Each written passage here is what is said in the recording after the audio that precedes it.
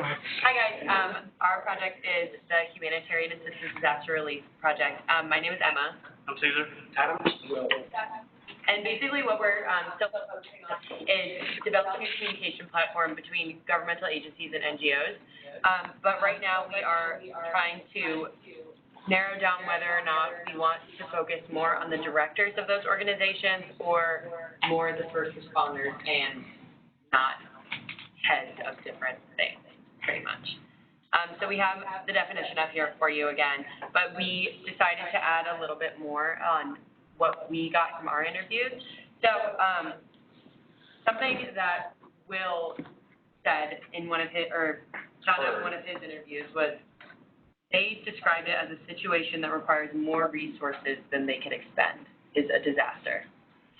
Oh yeah, and a quick thing on that that's worth noting is another thing we got that from that interview is actually the term disaster can only be designated from the president at a federal level. So actually everything that's local and state is a emergency, not a disaster. State of emergency, that's it.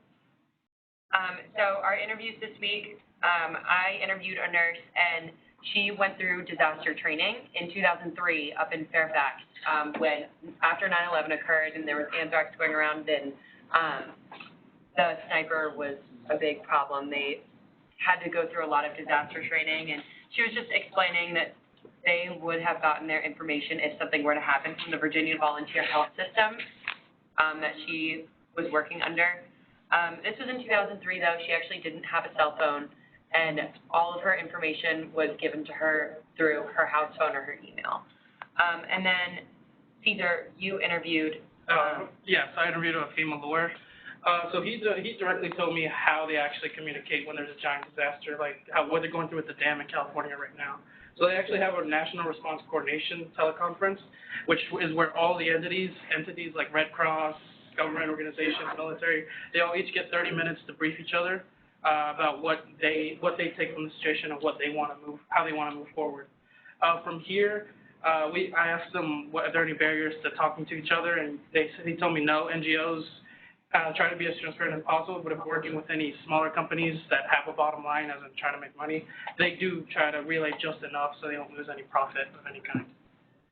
And from tech experts, we've gotten a lot of people just giving us advice about an app that like first responders can update when they're on the ground, and then that like directors of each organization can be looking at that app, so like potentially updates to a cloud-based service, and then like can also be updating a website.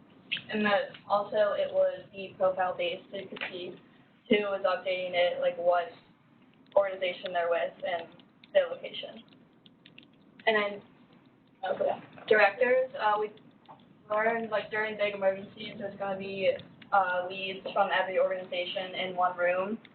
And then we also learned about the chain of command that each organization has, and that basically wastes so much time during disaster relief scenarios. So we didn't add any more memorable quotes this week. So our hypothesis for this week, we decided to see if should we focus on communication between directors to other directors or directors to first responders. Our results were inconclusive.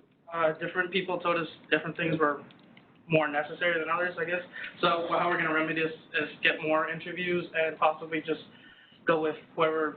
Yeah. Also consider the positions that we consider who says what. Yeah, of course, directors are going to say they need information, and first responders are going to be like they need more information.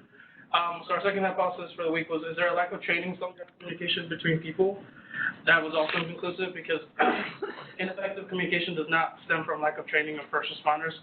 So so even though first responders can't talk to someone, they know what to do. They've gone through training. So we don't know necessarily if that's affecting how they talk to each other. So we're going to try to narrow down to what is actually blocking their communication. And our third hypothesis was: does our solution need to be offline? Also inclusive because we're not exactly sure how to work when cell towers go down, and it would actually be without Wi-Fi or anything offline. So we're just going to talk to more tech experts and see what can be done about that. Our discovery methods haven't changed, same. The only thing that's changed about our mission model canvas was we took out victims as a beneficiary because we're working more with the government and NGOs and first responders. they would be like a secondary beneficiary. Alright, so we totally reworked our value proposition canvas, mainly in terms of what we're going to be seeing over here, what the people are going to be having for solutions. So right now, all they're doing is saving lives and assisting communications and needs. And what the gains that we're going to be creating for what they're doing is going to be faster system of communication between the federal government and the NGOs, unification of communicating entities, more effective report of results, and faster, smoother receipt of instructions and information.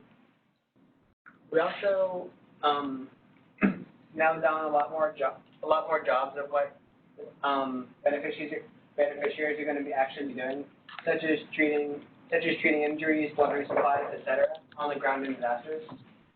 And finally, we nailed down a lot more of our pains and how exactly we're going to remedy them, and what we're going to be offering to remedy them here. And this hasn't changed. So we just transferred our minimum product to something you guys can see it better, because I know the picture was a little blurry. So that's just basically what it would look like. People are going the right route. Also, one of my interviews mentioned that the kind of like paper interface that we had as our previous minimum viable product would actually be very useful for usability testing, like drawing out different layouts and different pages of how we want the app to look, and actually showing them two potential uses and telling them what they would or wouldn't like about it. Also, hopefully there's time for me to explain this.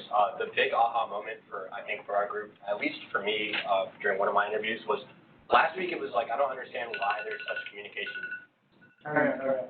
I didn't understand why there's communication issues exactly, and I got this idea of governance came to me, where Mr. Swain, I'm sure you know about this, like the person I talked to used 9/11 as an example, and I couldn't understand why these different groups of people who were all there to save lives were having trouble working with each other. And honestly, it sounded like to me it was pride. Actually, the quote I got was, "You play in your sandbox, I'll play in my sandbox." So it kind of seemed like the police officers wouldn't work with the firefighters. That is an issue. One of the things that the Rockingham area does with their emergency disaster that works really well is they open their radio channels to everybody.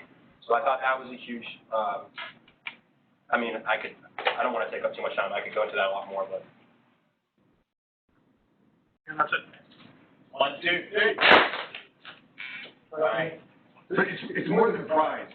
It's money, and so you follow the chain of money, and the chain of money is what gets you your communications network, right? So you get money from, if you get money from DOD, or say you get money from the Army's going to develop a special radio for you, and then the Navy is going to develop a radio for the Navy. And they're going to meet very similar specifications, but the frequencies are going to be different. And so it's imagine if your car radio had one channel, and his car radio had one channel. We're never going to listen to the same station. And so it's not necessarily a matter of pride, although I drive a BMW and he drives a Hyundai. It's truly not. So it's not necessarily a matter of pride. It's just it's how the money flow works. And so the challenge that they're asking. What do you think about the money flow? So it's really about I get my money from the Army. He gets his money from the Navy. Right. We buy our own radios, and that's what we get, and we're not in that decision cycle. Somebody up there makes that decision, and the problem that you have on the ground is bridging that, and that's the solution that they're actually getting at. Is that they can't solve, like when the emergency hits, they can't solve the fact that our radio's on different frequencies. They just need to talk, and they need your help to be able to talk. So you really nailed the problem, but you nailed it from this guy down here who say, I don't understand why we can't talk. Well, it's because it's not his decision. Somebody made the funding decision up there, and he can't do it. So you got to bridge that. first of all, some of my feedback was the hypotheses. You need to think about possibly rewording those, and we can discuss that more. The real big question I have, and it kind of came at this end with the aha moment, is how does an app solve those pain points?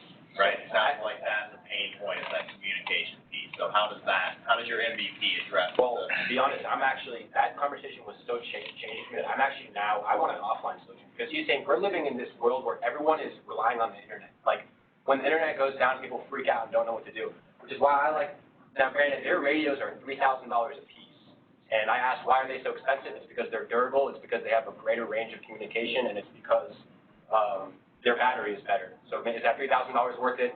That's sort of some of the stuff. But to answer your question in the shortest form, I don't think an app is yeah.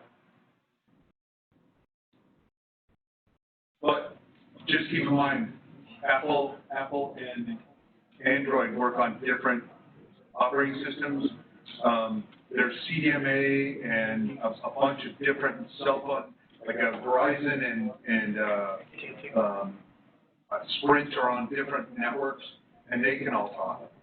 And so don't get so frustrated by your conversation with them to think that an app is not the solution, because actually apps can aggregate data. Apps can aggregate conversations. And so be careful that you don't draw the wrong conclusion from what that guy told you. Yeah. I think it's just it depends on who we interview, because I had an interview yesterday that was like, we would love it. It would be so helpful if you guys had an app that aviators could update while they're flying around. Like, he told me about during Katrina, where the aviators would go, they would get a call, and they would go to wherever they need to go, but they weren't necessarily the closest helicopter. So if they could map out like where exactly everyone is, where the helicopters are, that would be really helpful. So think about Uber and Waze, and I still think that an app, something that does that might still be Right, and I think we have to close here with the feedback, but I think that's probably you're answering, you're hearing a lot of different things. This is where the matching of those value propositions and what is you need to start sharpening in on that point. What is, you can't solve all of the problems. What are you going to solve? I think if you ask the right question, you may be able to get to the point where that user that's frustrated and the supervisor, you actually find out that they're saying different words, but they're giving you the same solution. And that's where you hit pay dirt. Thanks, guys. Thank you. Good job. 1, 2, 3.